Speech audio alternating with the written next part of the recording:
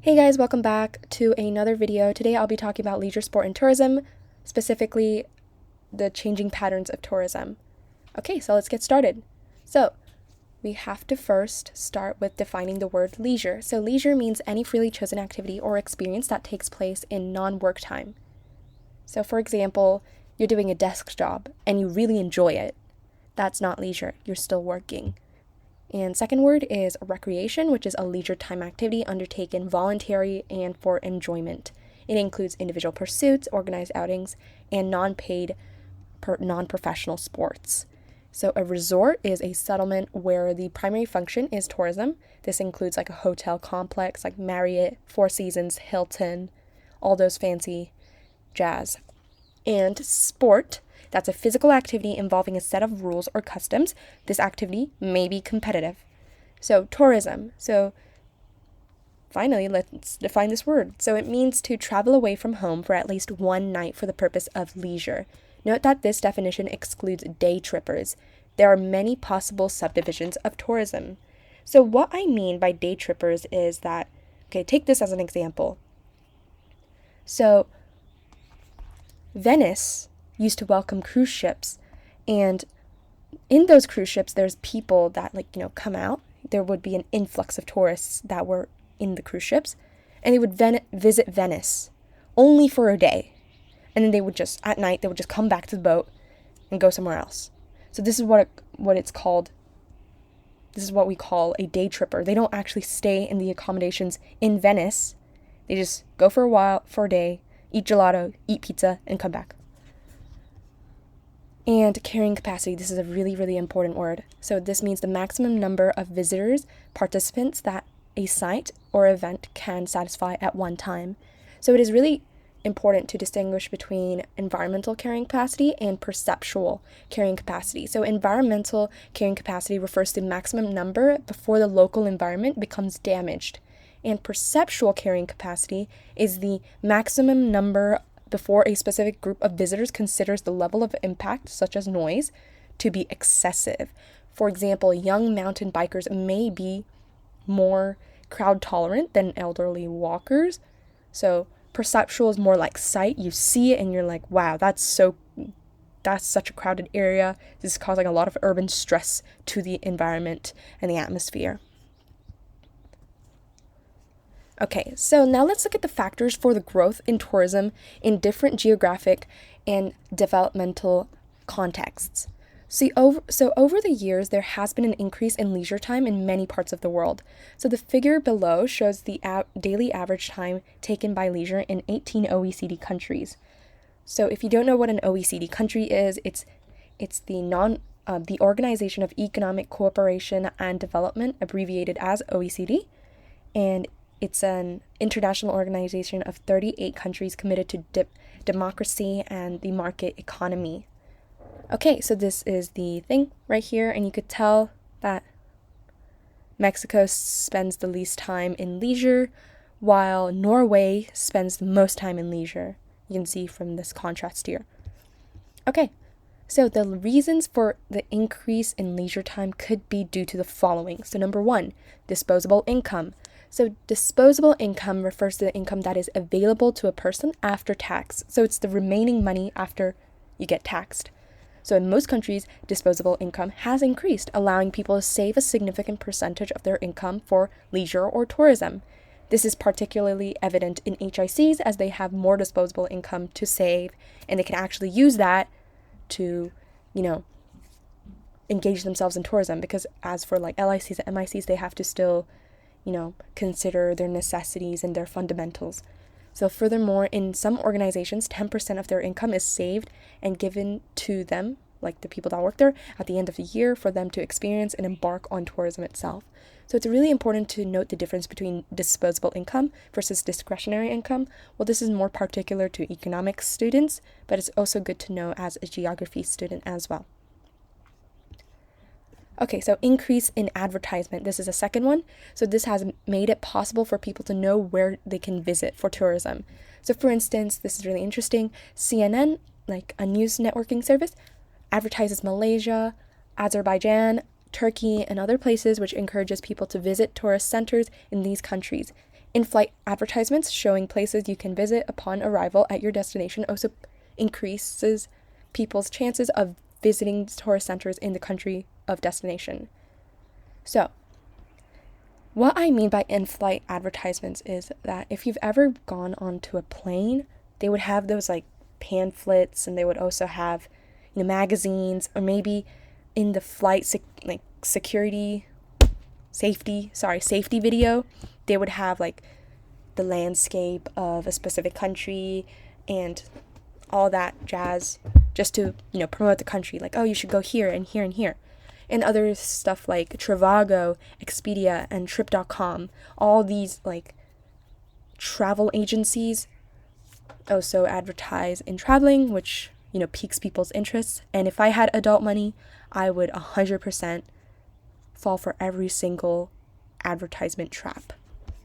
Okay, and number 3, improvement in transportation. So there's improved air, sea, land transport has made it easier and possible to reach many tourist destinations.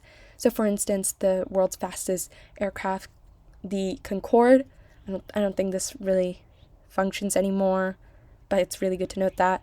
And high-speed trains, so around the EU, the European Union, there's like a really fast monorail that can like reach to like France to Italy in like an hour, but they're bordering countries, so that was not a really good example.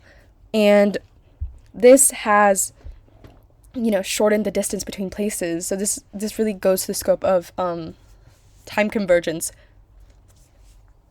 Okay, and large cruise ships. So like things like this. I would never go on large cruise ships because I do not know how they stay floating in the vast ocean, and it terrifies me. But yeah, this is really popular. This is like a really famous ship. I think it's about to sell out. Yeah. Okay. And cheaper cost of transportation. So this is like LICs, there's cheaper fares, and cheaper costs of travel by sea have also contributed to reducing cost of travel. So LCCs like EasyJet, Ryanair, Jetstar, Zipair. Jetstar and Zipair, I think, are Japanese LCCs. And yeah. Okay, so there's number 5, more leisure time for workers. So for instance, teachers have 13-week holidays, so they can decide to go anywhere they want.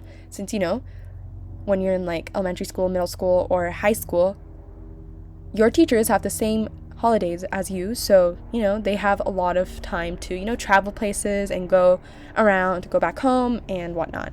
So reduction in the number of working days and hours for some workers in government institutions in some countries have also contributed in increased leisure time.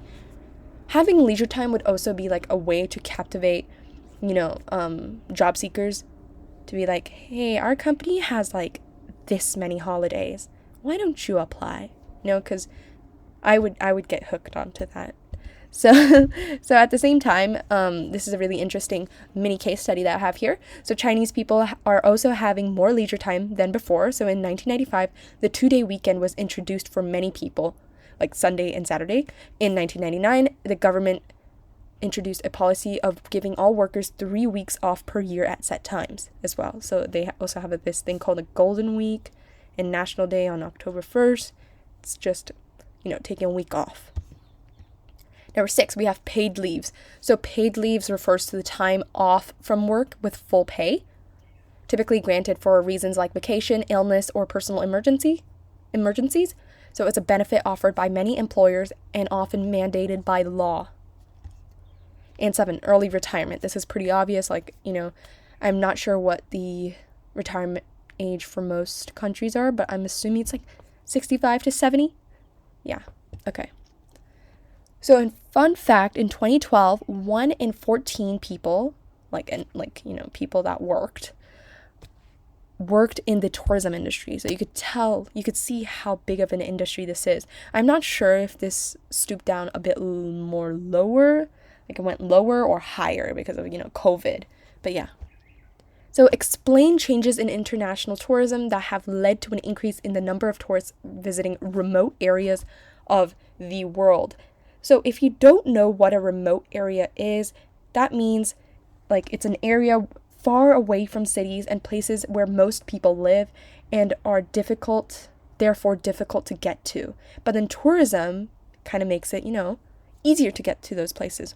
Because of, improvements in technology, internet services have led to an increase in advertisement of tourist destinations like remote areas. Improvement in air transport has made air transport cheaper and faster, enabling people to book online. Improvement in weather forecasts help predict the weather, and they're like, oh yeah, I should go to this place. And development of infrastructure. So these remote areas might have not had, stable infrastructure, or actually had any infrastructure to begin with. But because tourism is increasing, they're trying to expand their industry. So places that were not accessible, pathways have been developed to enable people to get there. Okay, now let's look at the categorization of tourism and sporting activities. So a sport, which I said earlier is a physical type of activity, can sometimes be competitive. Okay, and there's like multiple groups of sports. So we have like athletics, rugby, dancing, yoga, outdoor sports, all this jazz. Okay, now let's look at tourism types. So the first one we have here is primary tourist recreational resources. So this is the pre-existing attractions for tourism or recreation that is not like built specifically for the purpose. So this includes the climate, scenery, wildlife, indigenous people, culture, and heritage sites. I am not saying that indigenous peoples are like a tourist attraction. I took this from the internet. I'm assuming it's their cultures that, I am so sorry. Okay, please do not take that seriously. I took that from the internet. Secondary tourist recreational resources. So this means which include like accommodation, catering, entertainment, and shopping. This is made specifically for tourists. And ecotourism, so tourism focusing on the natural environment and local communities. So this is, basically like green. And heritage tourism, which is tourism based on historical legacy, landscape feature, historical building, or event as its major attraction. So this is, the picture I have here is Taj Mahal. And I'm not sure if you've guys been there before, but it's a really pretty place. It's in Agra, India. And it's one of the 7 wonders, and it's really good to see. Okay. And sustainable tourism, so tourism that conserves primary tourist resources and supports the livelihood and culture of local people. So they don't want to destruct things, essentially. So you could read those little check marks to see if you understand it. Okay. So mass tourism, this just means like a mass amount of people visiting an area for tourism purposes. Yeah, just thousands of people. Same destination. Medical tourism, so you're going to another place for the purposes of medical needs, like you have a specific type of surgery you need and you have to go to a specific country, you have a specific medication you need, you go to that specific country, or it can be like plastic surgery as well. Okay, next we have adventure tourism. This is one of my favorites, I would say. So adventure tourism is the type of tourism in which tourists engage in adventure activities such as trekking, climbing, rafting, scuba diving, or like hikes. Okay. And niche tourism, this is a very broad term. So what I mean by niche tourism is like it's kind of the antithesis of mass tourism, because mass tourism is like a large group of people, but niche tourism is like tailored to specific interests. So you could see this little like chart where you can see niche tourism here, and then you can see all the micro niches. So there's heritage tourism, religious tourism, educational tourism, all those types of tourism activities. Very, very specific, unlike like mass tourism, which is like, hey, go to a beach resort in the Maldives. So like dark tourism, which I think is very scary, is the type of tourism where they like explore like cemeteries and go to catacombs. That is very scary, but it is a specific type of niche tourism, tailored towards someone's interests. Okay, now let's look at the relationship between economic development and participation in leisure activities.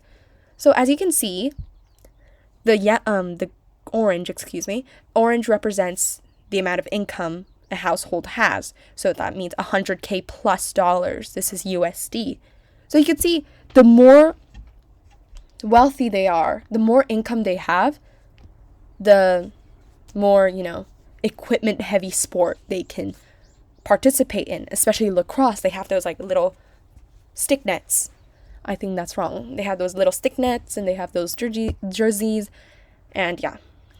And swim team, they have to get those caps, the swimsuit, and all those things. While things like football doesn't use a lot of requirement. I guess soccer as well.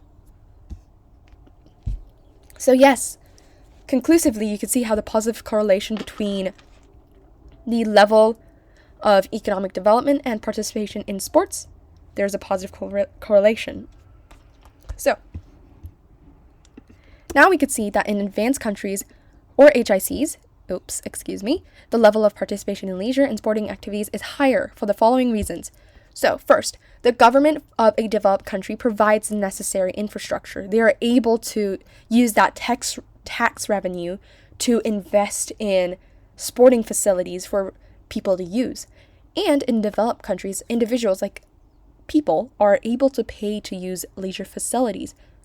And, they are able to pay for a gym membership, and they're able to pay for a basketball and all those things. And if a country is developed, people would require the requisite education to understand very complex sports such as cricket, rugby, and etc., thereby increasing the chances of participation. And this is exactly like PE class. You learn like the most random type of sport in PE class. Like in my PE class, we used to learn like grass hockey. No, it's called field hockey. And it was kind of hard, but yeah. And on the other hand, in LICs, the cost of participating in sporting and leisure activities discourages people for the following reasons. So number one, when a country is less developed, people would be unable to participate in many sports and travel for leisure. They don't have they do not have enough disposable income for them to have the capability of having that mindset of, hey, I'm gonna go have fun and go to a country and travel there. Instead, they have to focus on the fundamental needs they need for their household. And the less developed countries would be unable to buy sufficient equipment. Okay, now, and you could also see this chart here, but it's also important to know that in some developing countries, people are beginning to actively participate in leisure activities like sports due to a rise in the levels of obesity and other health-related problems. So if you're not aware, a lot of TNCs like Nestle and McDonald's and name all the fast food chains you could ever think of, them, are moving into these MICs and LICs. And they're like, hey, look, we can sell our burgers for like 2 cents. Not 2 cents, but like $1. Would you like to buy it? It's really cheap, it's really efficient, better than making your own meals. And they would get hooked onto that, and they're like, yes, I would love some. And that's why the obesity rates are essentially increasing. Their diets are getting homogenized by the Western, influence. So as a result, a number of keep fit clubs are beginning to spring up in many developing countries, exercise. And in some developing countries, leisure activities are limited to funerals. I'm not sure if funerals are a leisure activity, but apparently it was. Weddings, naming ceremonies, religious and cultural activities, storytelling, and etc. In some cases, men undertake more leisure activities than women, especially in urban areas where men watch soccer either at home or go to a stadium to watch it during the weekends. Men also attend parties and go to nightclubs. Women also undertake leisure activities by spending time watching TV. Well, this is most apparent in the way that women have to take care of their children, and they have to send their children to school and do all those like household activities as what a housewife does, while men do not really have to do that. But this is in those really conservative kind of house dynamics. So in recent times, people in advanced countries have a higher life expectancy, hence they spend a significant part of their life on leisure activities such as watching TV, which I love, going to the beach, which I also love, shopping, and possibly spending their time with grandchildren, which I do not have. So in some cases, many of them also travel during the summer vacation to exotic places, especially the affluent people. So, after covering all that, let's look at a detailed example to illustrate recent changes in participation from 2 or more societies at contrasting stages of development. So factors affecting personal participation in sports and tourists The stages in life cycle determines the amount of available time, the number of resources available, and the amount of energy a person has to participate in sports and tourism. So this is like age. So if you're old, you might not have the energy. Affluence. In advanced countries where the level of affluence is high, people participate in tourism and sports because people can simply afford the subscription fees of sporting clubs and may afford the equipment needed to participate in such sports, like, country clubs. The government is also able to provide the infrastructure needed for people to participate in sporting events, etc., gyms, as well as provide opportunities for people to participate by organizing competitions. Affluent people can engage in tourism in developing countries more than developed countries because they can afford travel to tourist destinations cheaper, like sporting activities like football, or more expensive ones like golf. And yeah, there's also an interesting little case study there, which I will not read because I am running out of time. So again, with the stages of life cycle, person's age can determine the level of participation in tourism and sports. Like, if you're like 3 to 35, maybe you play a lot of sports. You have the energy to do so. But after you're like 60, the most you can do is swing a golf bat. Play cricket. Maybe fishing. I do not have the patience to fish. But yeah, okay. And of course, the place of residence. Either you live in an urban area, rural area, developed or developing country, mountainous or valley, beach, coastal. So when you live in the mountaintop, you're likely to engage in sports that involve heights, like hiking and skiing. And you're most likely to become a long-distance runner. When you live by the sea, you're most likely to engage in sailing and fishing and surfing. When you live on flat land, you're most likely to play soccer, rugby, all those things. And if you live in a forest, you're most likely to engage in golf, I think. And if you live in an urban area, it would determine what kind of sports you play, like sports like table tennis and polo, things you can play indoors or at parks. So people who live in rural areas would want to tour the urban areas, and people who live in the urban areas would like to tour the rural areas. So it is like a mutual kind of relationship you're talking there. And another thing that's really important that determines your, participation is your personality. You might be like, what? But it's actually really important whether you're an extrovert or an introvert. So like an introvert would prefer to, go to quiet places such as the forest or zoo. Sorry, I took this from the internet, so zoos aren't really quiet. To embark on tourism. So introverts would prefer quiet sports like golf, chess, running. An extrovert would prefer loud sports that gets their adrenaline pumping, such as rugby and Formula 1, F1. A lot of my friends like F1. Okay, they would also like to go to the beach and enjoy concerts and city life. I love concerts. Okay, and also includes employment, because some employments offer people the opportunity to participate in tourism, like practice tourism. So generally, people who are employed are more likely to have the financial stability to engage in tourism, since it does not involve huge financial investments. On the other hand, people who are unemployed, do not have jobs, are less likely to be involved in tourism since they don't have the money to do so. Yet, those who are unemployed have more time to participate in sports since they have more time to do so. So that concludes my video of LST. Thanks for watching.